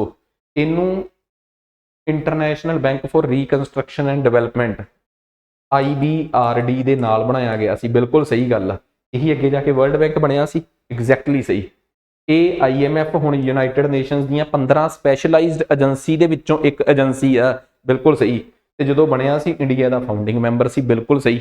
ਇੰਡੀਆ ਇਹਦਾ ਫਾਊਂਡਿੰਗ ਮੈਂਬਰ ਸੀ। ਸੋ ਉਮੀਦ ਕਰਦਾ ਕਿ ਇਹ ਸਾਰੇ ਕਨਸੈਪਟ ਜਿਹੜੇ ਆ ਉਹ ਤੁਹਾਨੂੰ ਚੰਗੀ ਤਰ੍ਹਾਂ ਕਲੀਅਰ ਹੋ ਗਏ ਹੋਣਗੇ। ਨੈਕਸਟ ਅਗਲਾ ਸਵਾਲ ਕਹਿੰਦੇ ਮਹੌਲਾਨੋਬਿਸ ਪਲਾਨ। ਮੈਂ KN ਰਾਜਵੀ ਦੱਸਦਾ ਮਹੌਲਾਨੋਬਿਸ ਸੈਕਿੰਡ 5 ਈਅਰ ਪਲਾਨ। ਇਹਦੇ 'ਚ ਸਾਡੀ ਇੰਡਸਟਰੀਅਲ ਪਾਲਿਸੀ 1956 ਆਈ ਸੀ, ਜਿਹਨੂੰ ਇਕਨੋਮਿਕ ਕਨਸਟੀਟਿਊਸ਼ਨ ਆਫ ਇੰਡੀਆ ਵੀ ਕਹਿੰਦੇ ਆ। ਕਹਿੰਦੇ ਜੀ ਮਹੌਲਾਨੋਬਿਸ, ਜਿਨ੍ਹਾਂ ਨੂੰ PC ਮਹੌਲਾਨੋਬਿਸ ਪੂਰਾ ਨਾਮ 29 ਜੂਨ ਨੂੰ ਜਨਮ ਹੋਇਆ ਸੀ, ਉਹਨਾਂ ਦੇ ਨਾਮ ਤੇ ਅਸੀਂ ਨੈਸ਼ਨਲ ਸਟੈਟਿਕਲ ਡੇ ਮਨਾਉਂਦੇ ਆ। ਇੰਡੀਅਨ ਸਟੈਟਿਕਲ ਇੰਸਟੀਚਿਊਟ ਕਲਕੱਤਾ ਉਹਨਾਂ ਨੇ ਬਣਵਾਇਆ ਸੀਗਾ। ਸੈਕਿੰਡ 5 ਈਅਰ ਪਲਾਨ ਉਹਨਾਂ ਨੇ ਤਿਆਰ ਕਰਵਾਇਆ ਸੀ। Most important current affair, economics ਦਾ ਕੁਐਸਚਨ ਹੈ। ਨੈਕਸਟ 1991 ਦੀ ਇੰਡਸਟਰੀਅਲ ਪਾਲਿਸੀ ਦੇ ਹਿਸਾਬ ਨਾਲ ਕਹਿੰਦੇ ਇੰਡੀਆ 'ਚ ਫੋਰਨ ਇਨਵੈਸਟਮੈਂਟ ਪ੍ਰਮੋਸ਼ਨ ਬੋਰਡ ਬਣਿਆ ਸੀ। ਬਿਲਕੁਲ, ਤਾਂ ਕਿ ਇੰਡੀਆ 'ਚ FDI ਦਾ ਕਨਸੈਪਟ ਉਸ ਤੋਂ ਪਹਿਲਾਂ ਤਾਂ ਹੈ ਹੀ ਨਹੀਂ ਸੀ। ਉਸ ਤੋਂ ਪਹਿਲਾਂ ਤਾਂ ਇੰਡੀਆ 'ਚ ਸਾਰੀਆਂ ਇੰਡਸਟਰੀਜ਼ ਸਰਕਾਰੀ ਸੀਗੀਆਂ। ਸਾਰਾ ਖੇਤਰ ਸਰਕਾਰ ਨੇ ਡੀ ਰਿਜ਼ਰਵ ਕਰਕੇ 8 ਕਰਤੇ ਸੀ। ਆਹ ਗਲਤ ਆ, 2 ਨਹੀਂ ਸੀ ਕਿਤੇ, 8 ਕਰਤੇ ਸੀਗੇ। ਮਤਲਬ ਪਹਿਲਾਂ 18 ਇੰਡਸਟਰੀਜ਼ ਦੇ ਵਿੱਚ ਸਰਕਾਰ ਹੀ ਕੰਮ ਕਰ ਸਕਦੀ ਸੀ। ਫਿਰ 17 'ਚ ਫਿਰ ਉਹਨਾਂ ਨੂੰ ਘਟਾ ਕੇ ਕਿੰਨਾ ਕਰਤਾ, 8 ਕਰਤਾ। ਇੰਡਸਟਰੀਜ਼ ਜਿਹੜੀਆਂ ਸਰਕਾਰ ਲਈ ਰਿਜ਼ਰਵ ਸੀ ਉਹਨਾਂ ਦੀ ਗਿਣਤੀ 17 ਤੋਂ ਘਟਾ ਕੇ ਕਿੰਨੀ ਕਰ ਦਿੱਤੀ ਗਈ ਸੀ, 8 ਕਰ ਦਿੱਤੀ ਗਈ ਸੀ। ਪਹਿਲੀ ਸਟੇਟਮੈਂਟ ਠੀਕ ਆ, ਦੂਜੀ ਗਲਤ ਆ। ਸੋ ਤੁਸੀਂ ਇਕੋਨਮੀ ਨਾਲ ਰਿਲੇਟਡ ਜੇ ਤਿਆਰੀ ਕਰ ਰਹੇ ਹੋ ਤਾਂ ਇੰਨੀ ਤੁਹਾਨੂੰ ਨੌਲੇਜ ਹੋਣੀ ਚਾਹੀਦੀ ਹੈ।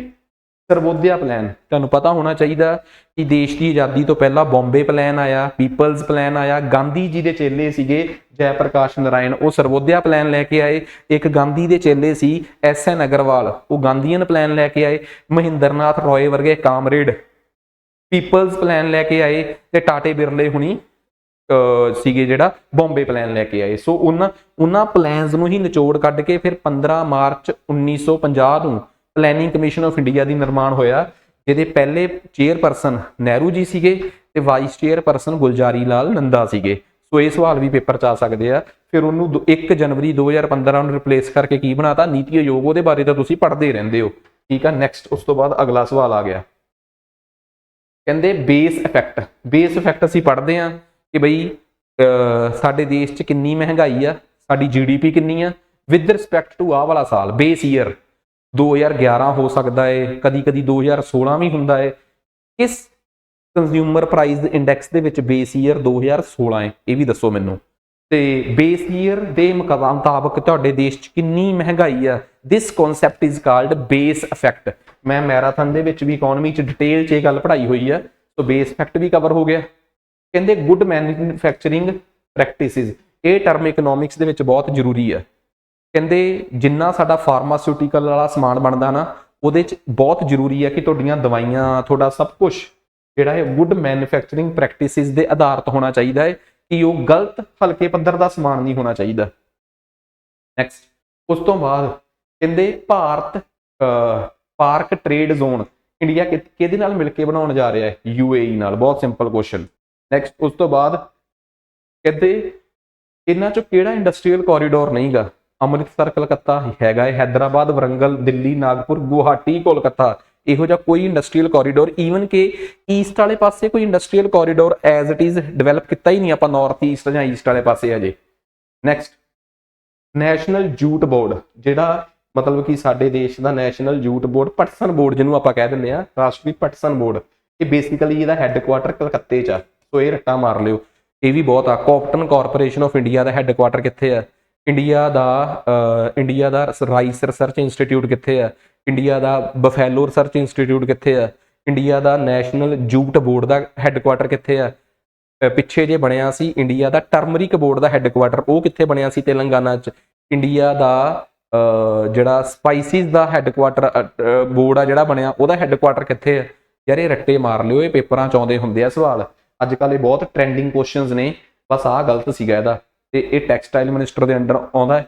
ਨੈਸ਼ਨਲ ਜੂਟ ਬੋਰਡ ਦਾ ਜਿਹੜਾ ਚੇਅਰਪਰਸਨ ਹੁੰਦਾ ਹੈ, ਉਸ ਜਿਹੜਾ ਜੂਟ ਆਪਣੀ ਜਿਹੜੀ ਟੈਕਸਟਾਈਲ ਮਿਨਿਸਟਰੀ ਦਾ ਜਿਹੜਾ ਚੀਫ ਸੈਕਟਰੀ ਮੇਨ ਸੈਕਟਰੀ ਹੁੰਦਾ, ਉਹ ਇਹਦਾ ਚੇਅਰਪਰਸਨ ਹੁੰਦਾ ਹੈ। ਇਹ ਰੱਟਾ ਮਾਰ ਲਿਓ। Next last PDS public distribution system, ਕਹਿੰਦੇ ਇਹ ਸਾਡੇ ਦੇਸ਼ 'ਚ ਸੈਂਟਰ ਤੇ ਸਟੇਟ ਗਵਰਨਮੈਂਟਾਂ ਮਿਲ ਕੇ ਚਲਾਉਂਦੀਆਂ। ਬਿਲਕੁਲ ਟਾਰਗੇਟ PDS ਜਨਤਕ, ਇਹਨੂੰ ਪੰਜਾਬੀ 'ਚ ਕਹਿੰਦੇ ਆ ਜਨਤਕ ਵੰਡ ਪ੍ਰਣਾਲੀ। ਸੌਰੀ ਮੈਨੂੰ ਭੁੱਲ ਗਿਆ ਸੀ। ਕਹਿੰਦਾ ਇਹਦਾ ਮਕਸਦ ਸਾਡੇ ਦੇਸ਼ 'ਚ ਫੂਡ ਗ੍ਰੇਨਸ ਪਹੁੰਚਾਉਣਾ ਹੈ ਹਰ ਘਰ 'ਚ। ਗਲਤ। ਸਿਰਫ ਟਾਰਗੇਟਡ ਫੈਮਿਲੀਜ਼, BPL ਫੈਮਿਲੀਜ਼। ਤੇ ਇਹ ਤਾਂ ਤੁਹਾਨੂੰ ਵੀ ਪਤਾ ਹੀ ਆ, ਫੂਡ ਸਿਕਿਉਰਿਟੀ ਐਕਟ 2013 ਦੀ ਇਹ ਕੰਡੀਸ਼ਨਸ ਨੇ, ਠੀਕ ਆ, ਜਿਹਦੇ 'ਚ ਅਸੀਂ ਗਰੀਬਾਂ ਦੇ ਤਹਿਤ ਘਰਾਂ 'ਚ ਅਨਾਜ ਪਹੁੰਚਾਉਣਾ ਹੈ। ਫਿਰ ਮੋਦੀ ਜੀ ਨੇ ਇਸੇ ਸਕੀਮ ਨੂੰ ਹੁਣ ਵਧਾ ਕੇ 2028 ਤੱਕ ਕਰਤਾ। ਆਈ ਥਿੰਕ ਗਰੀਬ ਪ੍ਰਧਾਨ ਮੰਤਰੀ ਗਰੀਬ ਕਲਿਆਣ ਯੋਜਨਾ 'ਚ ਪਹਿਲਾਂ ਕੀ ਸੀ, 2 ਰੁਪਏ 3 ਰੁਪਏ ਕਿਲੋ ਅਨਾਜ ਦਿੰਦੇ ਸੀ, ਹੁਣ ਫ੍ਰੀ ਦੇ ਰਹੇ ਆ। ਕਰੋਨਾ ਤੋਂ ਬਾਅਦ ਤੱਕ 28 ਤੱਕ ਇਹ ਫ੍ਰੀ ਚੱਲੂਗਾ। ਸੋ ਗਰੀਬ ਕਲਿਆਣ ਯੋਜਨਾ ਜਿਹੜੀ ਆ, ਉਹ ਫੂਡ ਸਿਕਿਉਰਿਟੀ ਐਕਟ ਦਾ ਹੀ ਇੱਕ ਸੋਧਿਆ ਹੋਇਆ ਰੂਪ ਆ, ਜਿਹਨੂੰ 2028 ਤੱਕ ਐਕਸਟੈਂਡ ਕਰ ਦਿੱਤਾ ਗਿਆ। ਸੋ ਉਮੀਦ ਕਰਦਾ ਕਿ ਇਕੋਨਮੀ ਨਾਲ ਰਿਲੇਟਡ ਕੁਐਸਚਨਸ ਦਾ ਲੈਵਲ ਤੁਹਾਨੂੰ ਸਮਝ ਆ ਗਿਆ ਹੋਊਗਾ। ਹਾਂ, ਮੈਰਾਥਨ ਲਾਈਆਂ ਏ, ਡਿਟੇਲ ਲੈਕਚਰ ਲਾਏ ਆ, ਤਾਂ ਡੈਫੀਨੇਟਲੀ ਤੁਹਾਡੇ ਕੰਮ ਆਏ ਹੋਣਗੇ ਇਹ ਸਾਰੇ ਕੁਐਸਚਨਸ। ਤੁਹਾਡੇ ਬਹੁਤ ਅੱਛੇ ਤਰੀਕੇ ਨਾਲ ਤੁਹਾਡੇ ਸਵਾਲ ਹੱਲ ਹੋਏ ਹੋਣਗੇ। ਇਕਨੋਮਿਕਸ ਆਉਣ ਵਾਲੇ ਪੇਪਰਾਂ ਦੇ ਵਿੱਚ, ਆਉਣ ਵਾਲੇ ਸਮੇਂ ਦੇ ਵਿੱਚ ਗਰੁੱਪ B ਦੇ ਪੇਪਰਾਂ 'ਚ ਇੱਕ ਅਹਿਮ ਰੋਲ ਅਦਾ ਕਰ ਰਹੀ ਹੈ। Thank you very much.